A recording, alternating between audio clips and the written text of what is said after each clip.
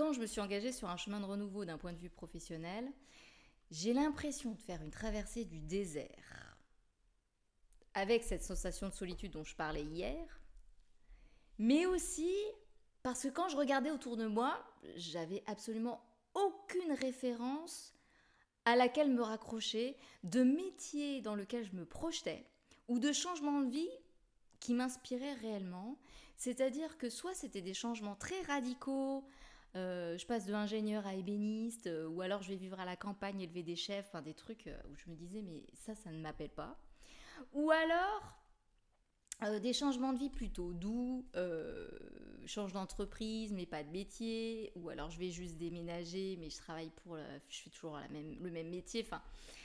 Et donc j'arrivais pas à me projeter dans le catalogue de la vie en fait. Je regardais un petit peu les métiers comme un catalogue et je me disais bah ça non, ça non, ça non, ça non. Et donc du coup je me disais mais du coup quoi? À l'époque l'entrepreneuriat ça me faisait très peur.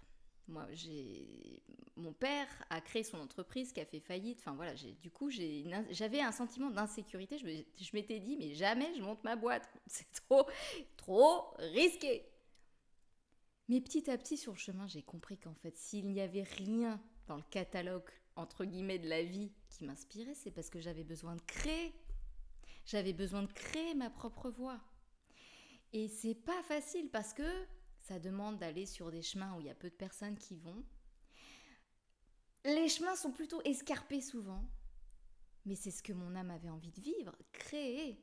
Et je pense que cet instinct créateur, il est latent chez la plupart d'entre nous. Tout le monde n'a pas envie d'être entrepreneur, de créer sa boîte, mais créer quelque chose.